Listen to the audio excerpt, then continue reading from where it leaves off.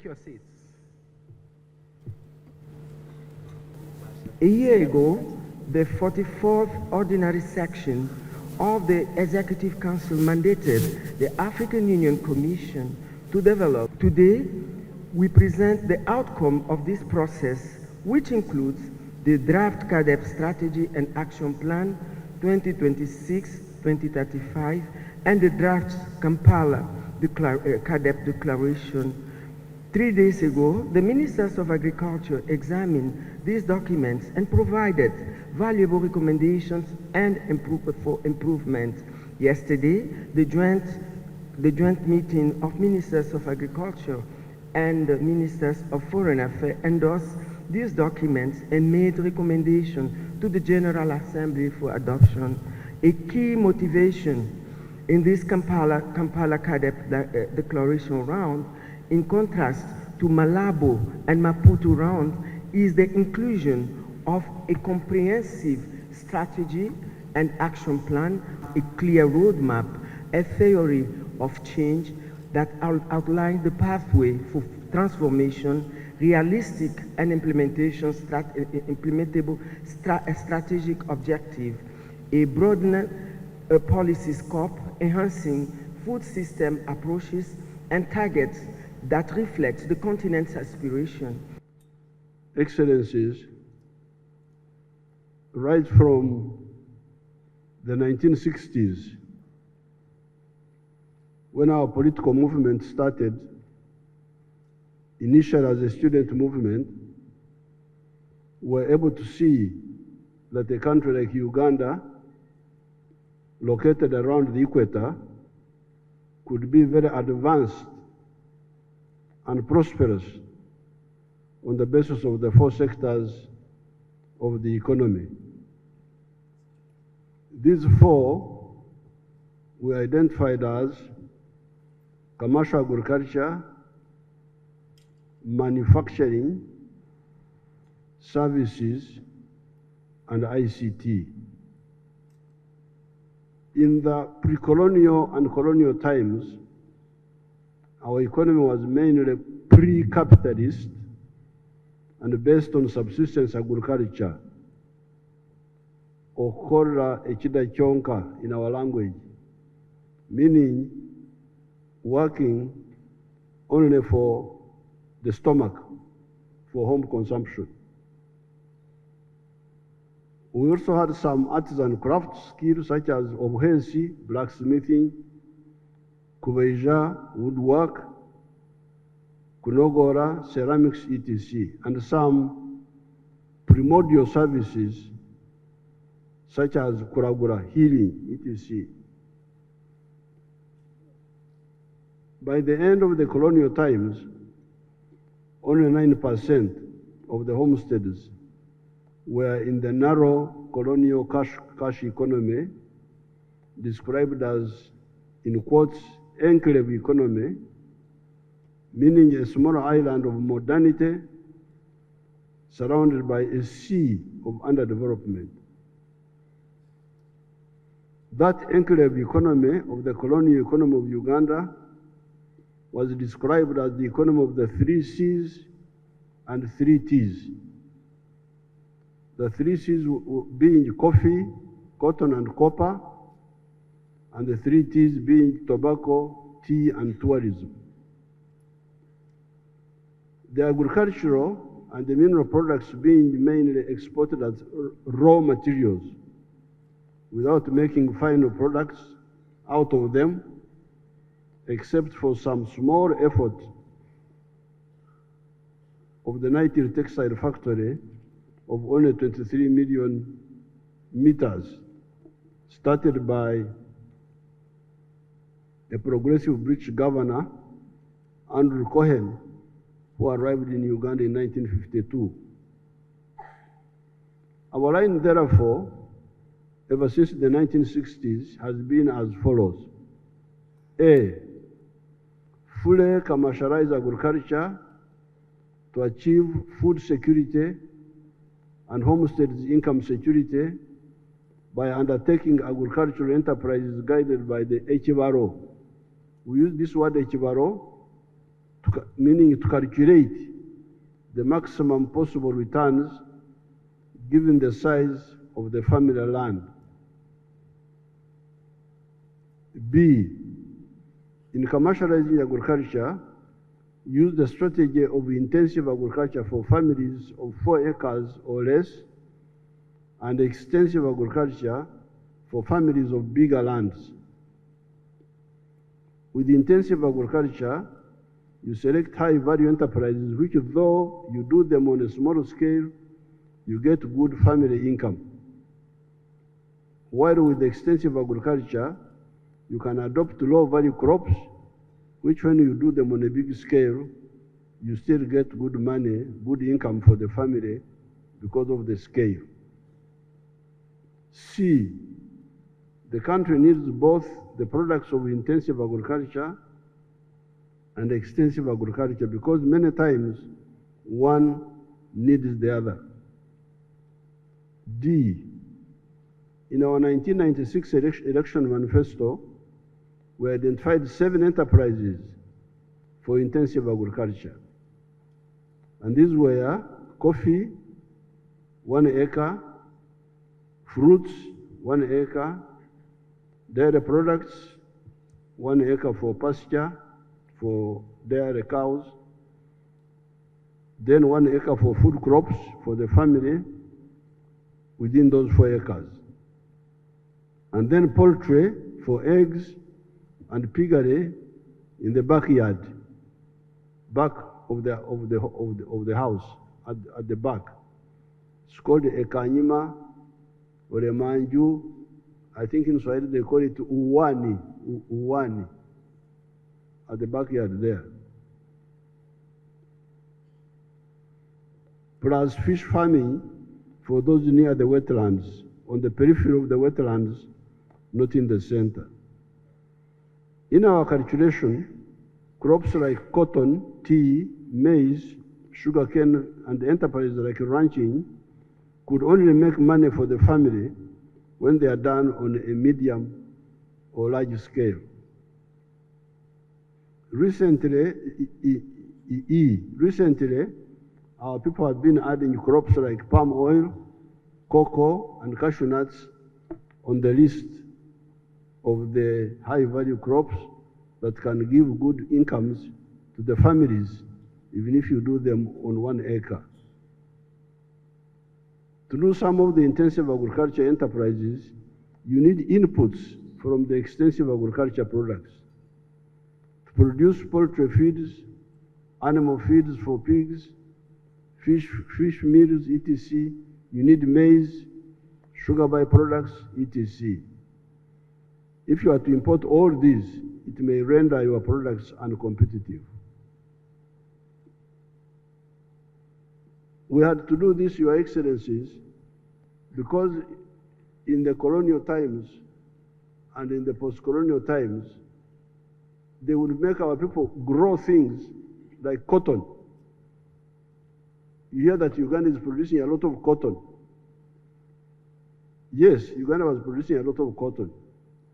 But the families which were producing the cotton were in poverty because nobody had bothered to calculate what is the average land size of the family land. We then realized the danger and the unfairness of confining ourselves to just producing raw materials for other countries far away to transform into finished products. A kilogram of coffee may give us US dollars 2.5 as a raw material. However, the same kilogram roasted, ground into powder, and packaged will give the cleverer foreigners who added those steps abroad US dollars 40.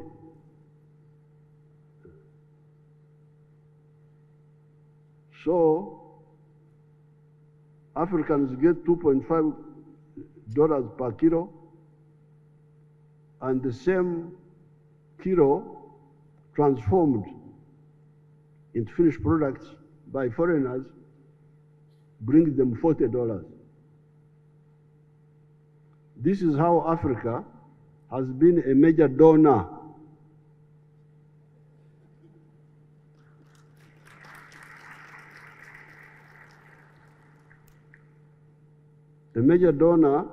to the parts of the world that are managed by cleverer people. Sorry to use these words.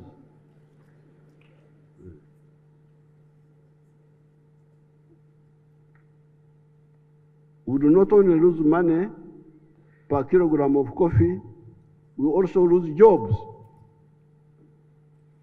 The roasting jobs, the grinding jobs, and the packaging jobs are done by the children of the foreigners, while Africa's children are drowning in the Mediterranean Sea, going to prosperous Europe and running away from the impoverished Africa.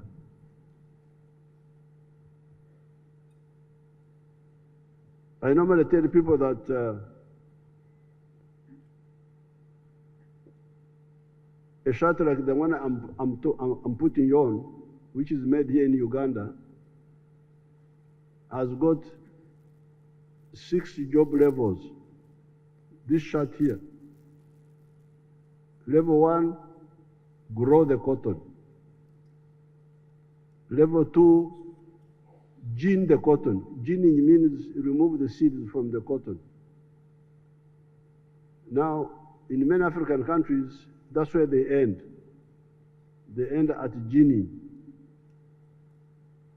Level 3, spinning. Spinning, you get the thread from the cotton. Level 4, weaving to make a fabric. Level 5, putting colors. Level 6, tailoring. So out of the 6 job levels, Africa has been ending at, many of the African countries have been ending at level 2.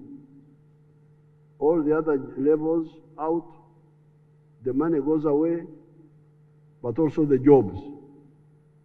All those go away.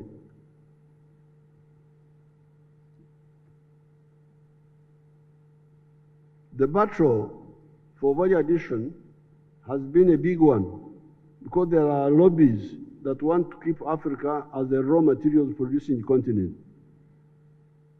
In Uganda, we have moved in some areas, a bit in textiles, a lot in the dairy products, a lot on fish, a lot on sugar, a bit on maize, a bit on leather, a bit on furniture and wood products, etc. What is true of agricultural raw materials, is of course also true of the raw materials of minerals, forest products, etc. Uganda discovered some oil about 20 years ago. Up to now, we have not started pumping the oil out of the ground. We're about to start. But the main problem was we didn't agree with the oil companies because they were saying that we should build a pipeline to take the oil, the petroleum, out of the country. Then I told them that I had a rumor that there were human beings here.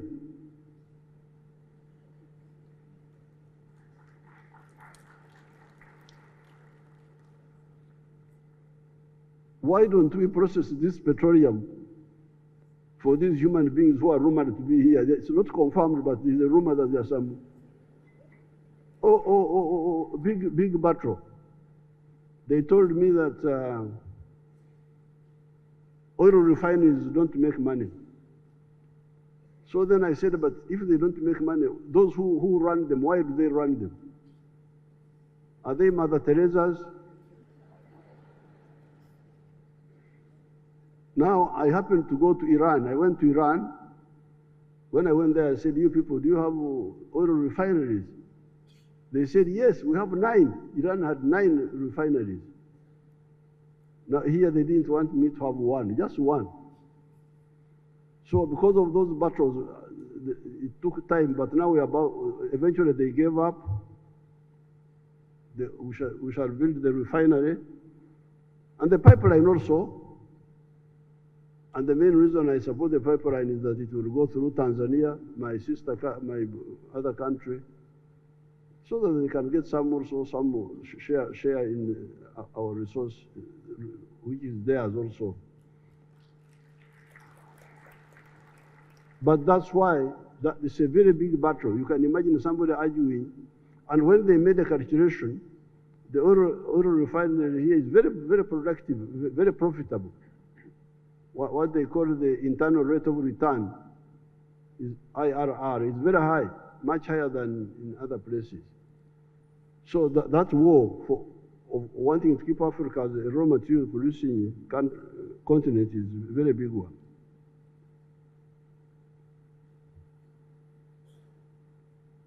The value addition to agricultural products, this is H, ensures vertical integration in the agricultural sector, from the garden to the table, and from the farm to the wardrobe for clothes, shoes, etc. However, it also ensures horizontal integration with the other sectors, manufacturing, services, etc. How can you say that you are promoting tourism when all the food the tourists eat is being imported?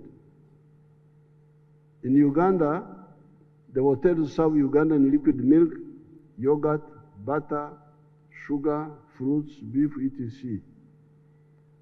On account of reasons I cannot understand, some Ugandans insist on eating wheat bread and rice. In order to launch our agriculture on the journey of socio-economic transformation away from the pre-capitalist, pre-socialist traditional mode to modern commercial agriculture, we have done the following. Roman 1, politically mobilize through sensitization the people to move away from the pre-money, working only for the stomach, to commercial agriculture with the chibaro, with the calculation. 67% of the homesteads in Uganda are now in the money economy for the first time in human history. At independence, only 9% were in the money economy. With these measures, Africa will be a superpower economically. Since ancient times, this part of Africa had strong agriculture. We always have 2 harvests in a year. The harvest of Katumba, the season of March to end of May, and Omwaka, the big harvest of August to December.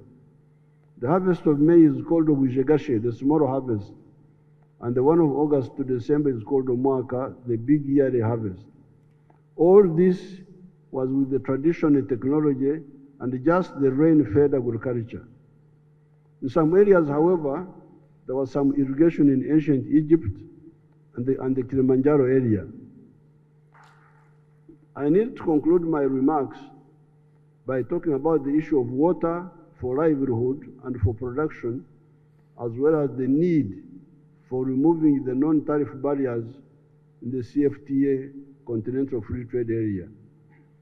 Uganda is lucky in that we have a lot of water.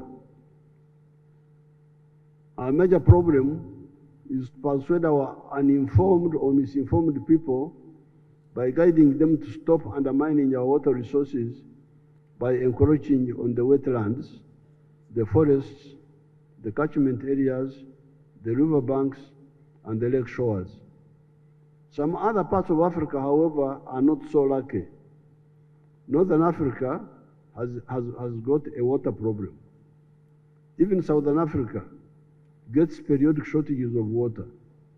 Here in the Nile Valley, we are always arguing about the 85 billion cubic meters of that river at Khartoum, the River Nile.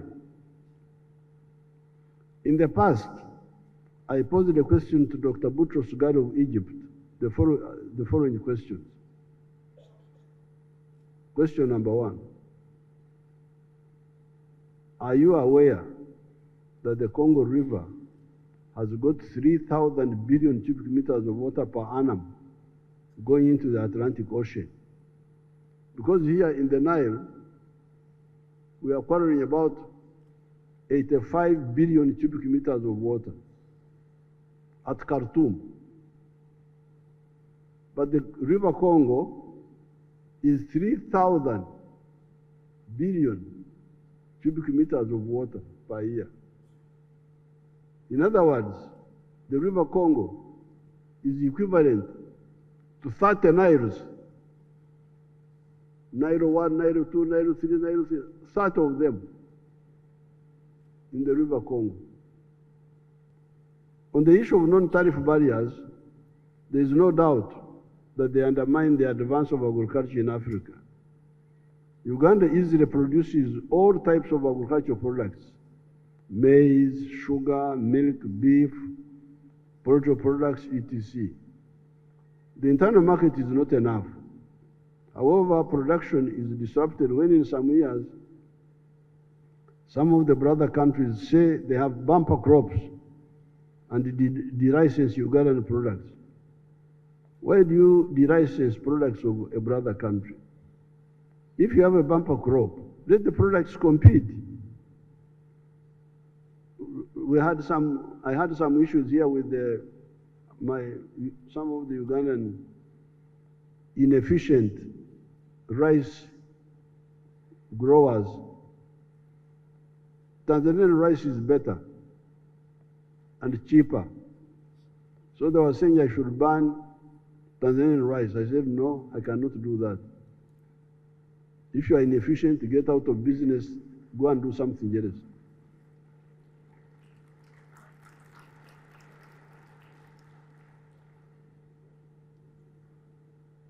If you have a bumper crop, let the products compete. After the Ugandan product has been de-licensed, then you hear that the de-licensing country has now a shortage of this or that.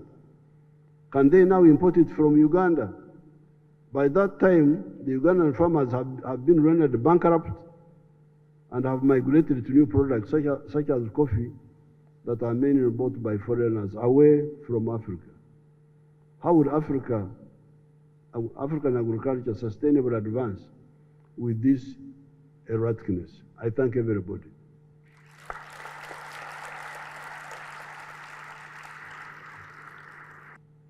I'm particularly pleased to address to His Excellency Yoweri Kaguta Museveni, President of the Republic of Uganda, to the government and the brotherly people of Uganda, my best wishes for the year 2025, and my warm thanks for the quality of the welcome marked by brotherhood and special attention, and even more for all the efforts made to ensure the best conditions for success in the organization of this summit.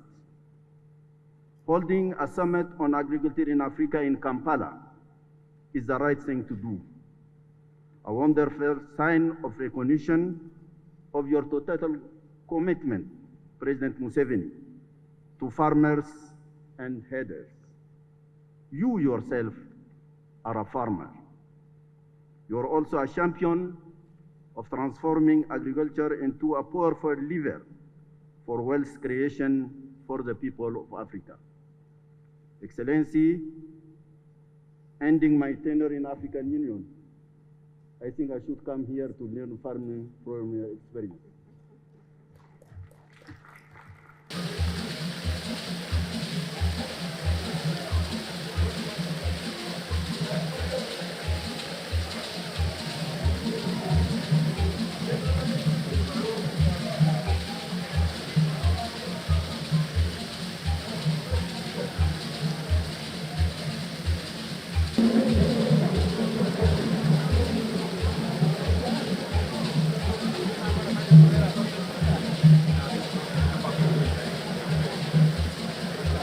You thus opted for an institutional solution through CAADP, adopted by the Assembly of the Union and identifying all the negative factors that lie at the root of the low rate of the attainment of our set of goals appropriés.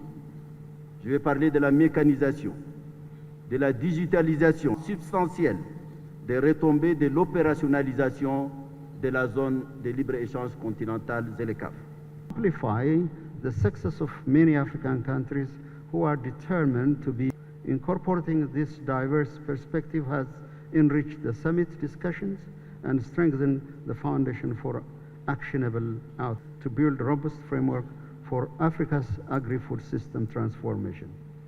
I call as an advisory body to the Executive Council, the PRC holds. She is the State Minister, Madame Borge Sangria. Yoweri Kaguta Museveni and the government of Uganda for the exceptional warm and gracious hospitality which has made our stay both comfortable, food security efforts, and together we have witnessed notable progress. Devemos encontrar os consensos necessários à aprovação de uma estratégia e plano de ação of sustainable development. We'll come out of this summit with new directives for this session. Excellency President Yoweri Kaguta Museveni, all excellencies present and distinguished guests, we are now going into the final session of this wonderful summit.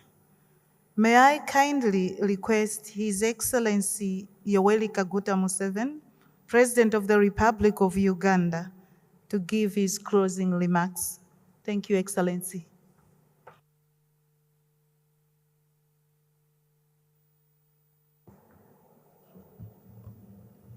Your Excellency President Lorenzo,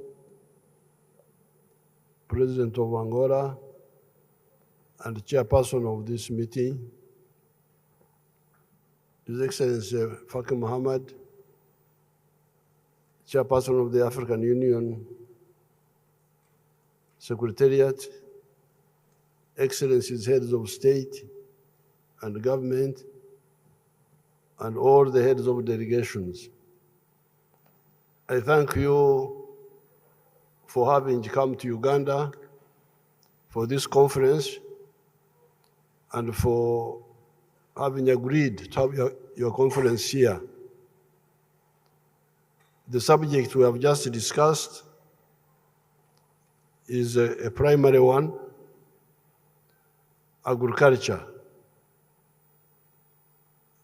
As I said in my speech, when we were still fighting as a political liberation movement, we clarified our ideas. And as I said in my speech, we identified the 4 sectors of economy, of a modern economy. As you can see, Uganda is a very rich country. We have got everything. But the problem was organization, how to organize the country in a modern way.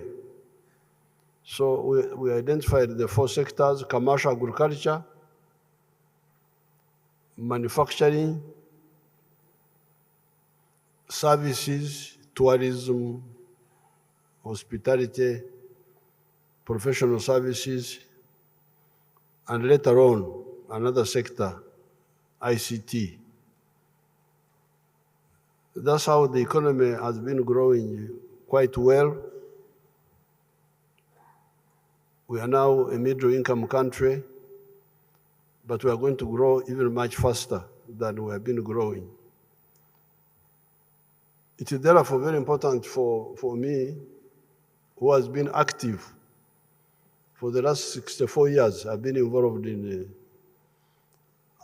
African and Ugandan issues, to have a chance to meet with the people from the rest of Africa so that we can share notes. It is possible for Africa to grow. We have got everything. It is just ideological, philosophical, and strategic mistakes that make our countries lag behind. Therefore, if we meet and share ideas like we have done now, we are going to sort out all this. So I'm very happy, and I thank His Excellency President Lorenzo for chairing this meeting, and I thank His Excellency Faki Muhammad, and I thank all of you who came here today. Thank you so much.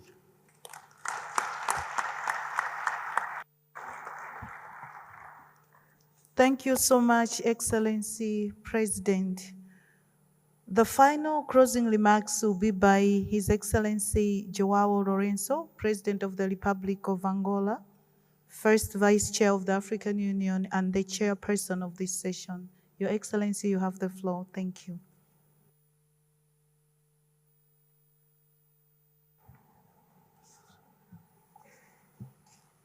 Sua Excelência Yoweri Kaguta Museveni, Presidente da República do Uganda, Sua Excelência Presidente Selassie da República da Etiópia, Sua Excelência Presidente da Comissão da União Africana, Moussa Faki, Suas Excelências Chefes de Estado e de Governo, Suas Excelências Representantes de Chefes de Estado e de Governo, Excelentíssimos Ministros, caros embaixadores, minhas senhoras, meus senhores, caros convidados.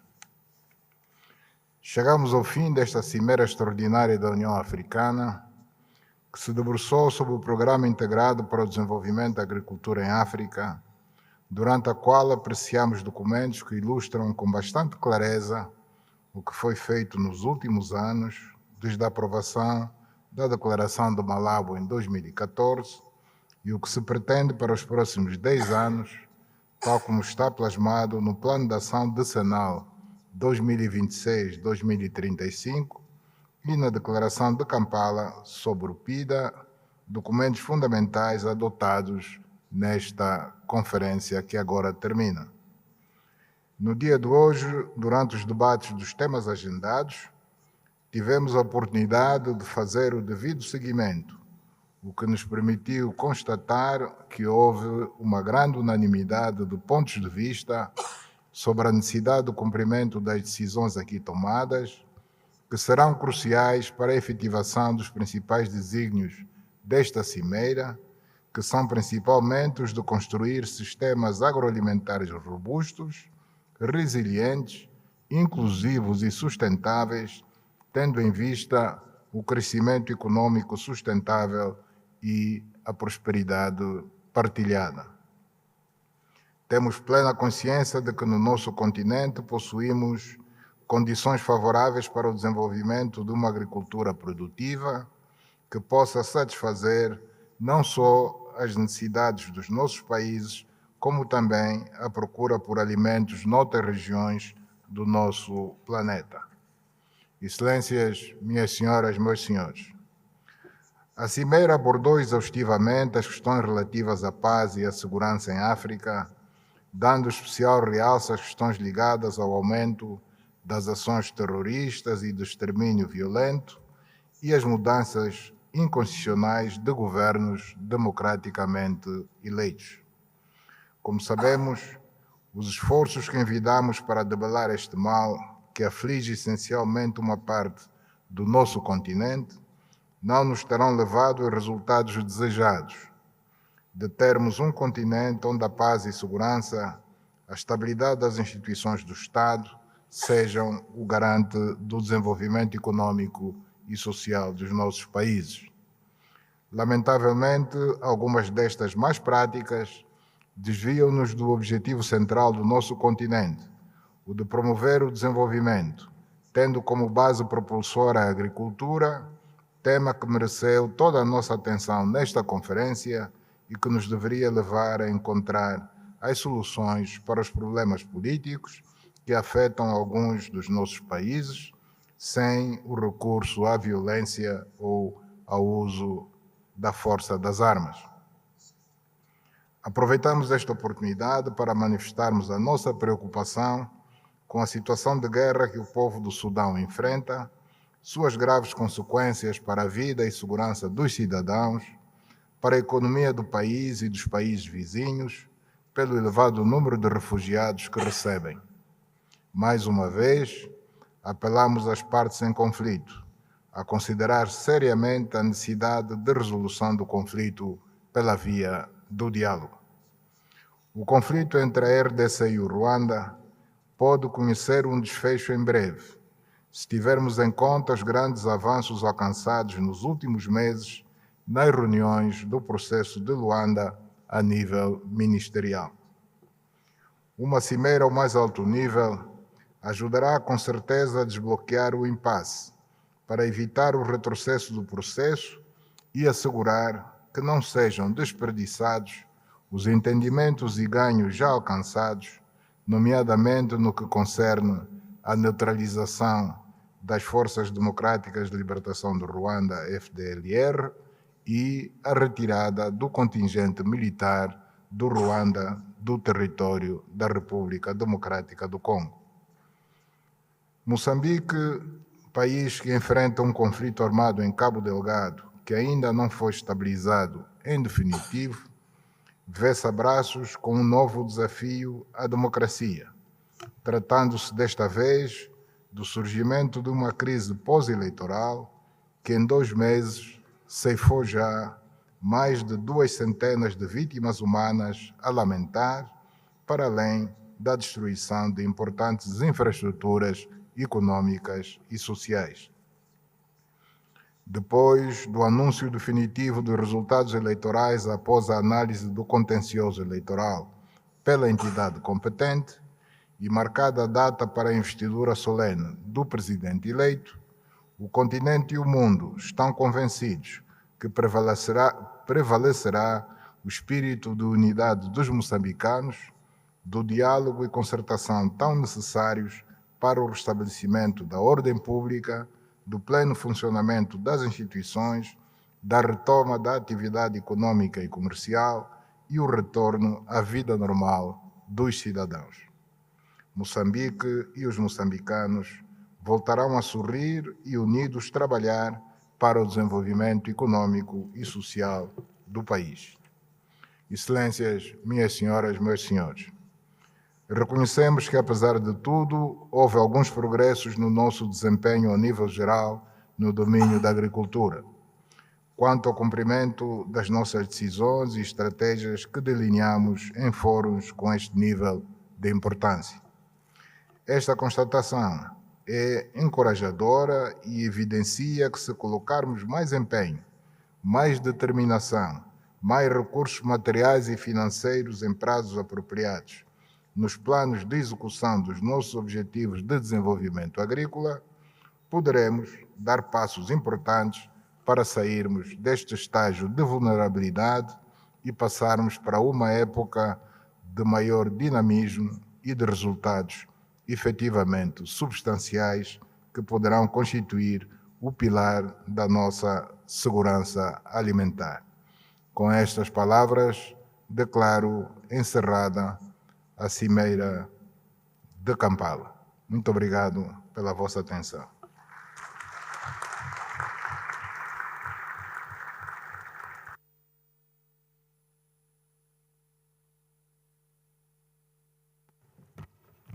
Thank you so much, Excellency Chairperson, and Excellencies available.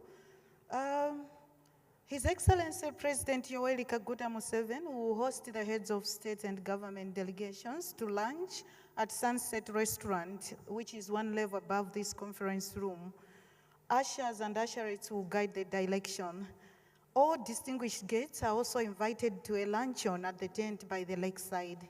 Ushers and usherettes will also guide. Special thanks to all our interpreters who have made this possible, and also all support staff. Excellencies, at this time, may we rise up for the AU and Uganda anthems in closure of the session. I thank you.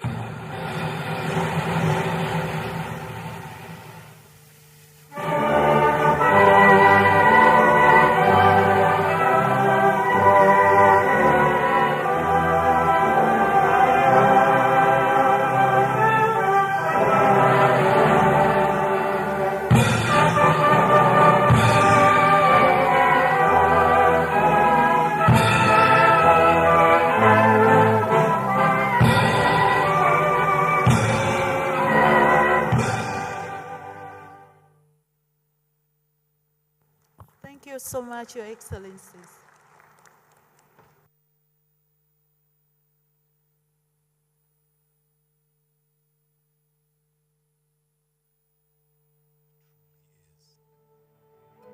The kind of beauty that you can only find here. In the lush green all around us and the wondrous sights within. It's what you feel in the gentle caress of tropical wind from the mountaintops. And the glow in your heart from a warm neighborly invite.